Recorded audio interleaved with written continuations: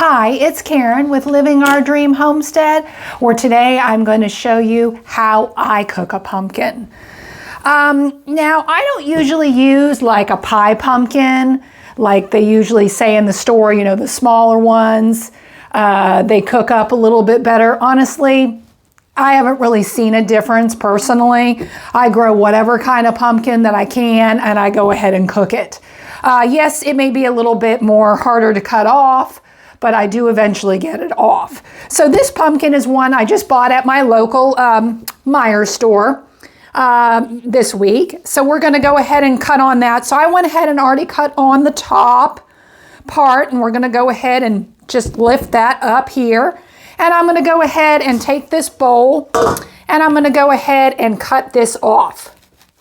Now I'll use the seeds later and show you a video how we can roast them.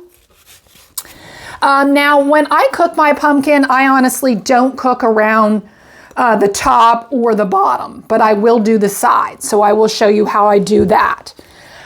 Next, I'm going to go ahead and make sure you have a good knife and that it's not going to, you know, cut you, and you know, you got some to go down because you got to be able to go down the sides. I just cut down the sides with the knife, and I kind of do it like all the way around, and I'll show you. It just makes it a little bit easier for me to do it, and then I'll kind of dig out the sides as I go too. I do also have some gloves here that I might put on to get some more of the stuff out. But right now, I really need the strength to get through the hide here. So I'll go all the way around the pumpkin.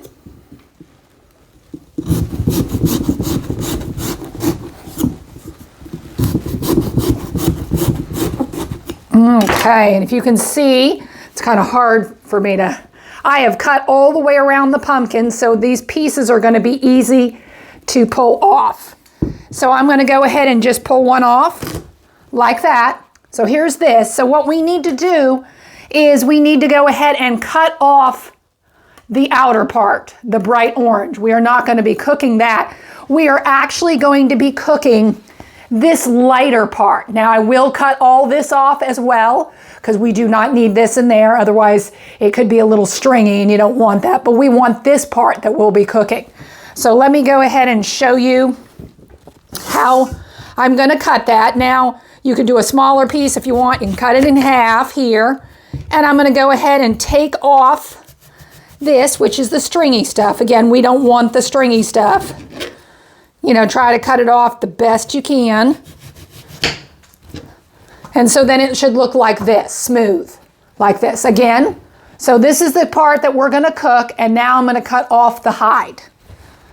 So I'm going to go ahead, and I just usually try to get a good piece where I can hold on to it.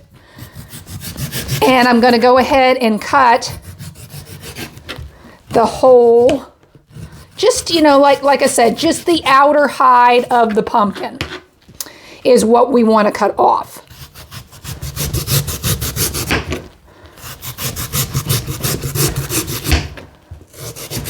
Okay. So then it should look like this, and we're actually going to go ahead and cook this up.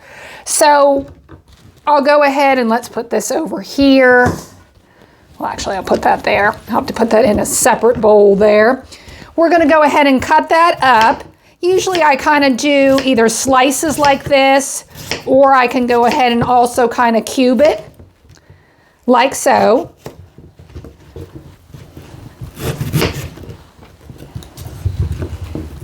Like that. Now again, we don't want this piece. So this is what the pumpkin would look like. Pieces like this. I'm going to then take this and all the rest when I cut the rest, and I'm going to go ahead and put it on in a pot that I have over here on the stove, and I'm going to put some water on there, and what we're doing is actually steaming the pumpkin, kind of like when you cook apples. So we'll put it in there. So let me go ahead and finish doing the rest and cutting it up, and like I said, putting it in my pot over here, in here, put it in there, and then I'll show you what we need to do next. Alrighty here, I got all the pumpkin cut up. As you can see, I put them into chunks, and again, you can put however big chunks you want. If you like what you're seeing today, please hit the subscribe button down below. What I'm going to be doing is I put in about 1/3 cup of water, and we will be putting this on the stove. We are going to kind of boil this and steam it like you would be steaming a potato. And that's how we will be cooking this pumpkin on the stove. Now, since I did use a very large pumpkin, I should have quite a bit of pumpkin. If you use one of those pie pumpkins, you're lucky to get maybe 4 cups of pumpkin. I probably will have between 10 to 12, depending on how big the pumpkin is.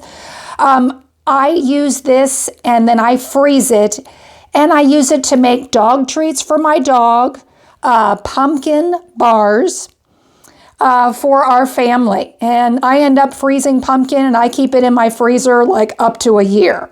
So it's just a quick way that I like to do my pumpkin. Now over here, I do have all the scraps that I cut off the pumpkin. And here is actually the bottom of the pumpkin. Like I said, I don't cut on that because that does seem to be a little bit more tougher than the side of the pumpkin. And I'm going to go ahead and give this whole entire bowl to both of my chickens that I have. They're kind of younger chickens, and then I have some older chickens. This is an excellent treat for your chickens. It also helps where they'll eat this and they may not eat so much of their food, so that in turn saves me money. But this is just a great thing to give to your chickens so you don't have to buy the special treats in the store, like at the farm store, because it's just so expensive. Now over here is where I have the seeds, and I'm going to be using those to roast later on, and I will show you that in another video. So we'll go ahead and take this pot, and we will go ahead and put it on our stove here. And again, I'm going to turn it on to medium, about medium, maybe between medium high, probably about medium low heat. And I'm going to go ahead and try to get the water to boil. And once it starts to boil, I'm going to make sure to turn down the heat just a little bit, and then we'll put the lid on and we will steam it. All right, our water has begun to boil in with the pumpkin, and I've just been trying to stir from the bottom to the top, like this piece right here. You can tell that was kind of on the bottom, so it's actually more darker orange. And I'm just going to do that a couple of times, and then I'm going to go ahead and just lower the heat a little bit. Probably medium is where I'm going to leave it. I added a little bit more water because, again, we don't want it to burn. And I'm going to go ahead and then put on the lid, and I'm going to set the timer for about 10 minutes, and I'm going to see how it looks after 10 minutes. And see if it's gotten a little bit more tender, because again, we need to have the pumpkin tender. All right, it's gone for about 10 minutes. As you can see, it has gone down a little bit in the pot because it was a little bit higher. Make sure during the 10 minutes that you are stirring a couple of times. So again, you're not getting it where it's going to be stuck on the bottom and burning. So I actually turned down the heat. I've got it between low and medium, more a sense low. And I'm going to go ahead and put the lid back on, and I'm going to boil it some more. It's not quite totally tender that I would like. I've done it another 10 minutes, and again, it depends on how high the heat you have, how fast you can cook your pumpkin down. I did touch a cup, feel the pumpkin with my spoon, and it feels better than it was, but it still needs to be softer. So I'm going to go ahead and cook a little bit longer. And again, make sure that you are stirring to incorporate the bottom from the top so we don't end up burning the pumpkin. The pumpkin is all done. I think I ended up boiling it almost 20 minutes, as maybe about 19. Again, it depends on how high you get it up to. And of course, you have to keep on stirring so you don't scorch it on the bottom of the pan. So now we go ahead and we just take a potato masher and we go ahead and mash it. And if it feels like it's not able to mash, well then of course you need to cook it longer. But this looks like it's mashing quite nicely. Okay, and if it looks a little watery, we can always drain off a little bit of the water, the liquid. But again, I usually put in between 1/3 to 1/2 cup because I just don't want to scorch the pumpkin. If before, when I've put in less, I've actually scorched a little bit on the bottom of the pan. It didn't ruin the whole batch, but there's always a chance of that. So that's why I always like to put in more. And then when I measure it, like I said, we can always drain off some of the liquid. Hi, the pumpkin is all cooked. Now, I ended up getting about 10 cups of pumpkin. It's a little hot there. As you can see, it's steaming. I go ahead, when I'm done, I put it in here, and that way I can kind of measure it. Again, if you think it's too runny, you can go ahead and drain a little bit of the liquid out. As you can see, there's some here a little bit, but it's more of a chunky, I'll try to show you here because I know it's hard to see it there. It's more of a chunky consistency, which is totally fine. For me, for the recipes that I'm using. Again, I'm going to be putting it in for like bread and some pumpkin bars, and it cooks up all the same. If you don't like how it looks, you're welcome to go ahead and put it in the blender and then puree it up even more so it's more like the consistency of baby food, if that's what you would like, depending on what you're using it for.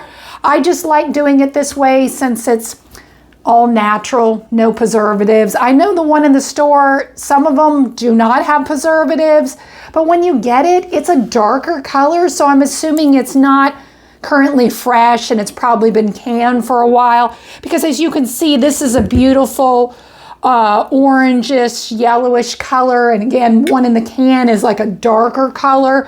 We're talking the one that doesn't have the spices added.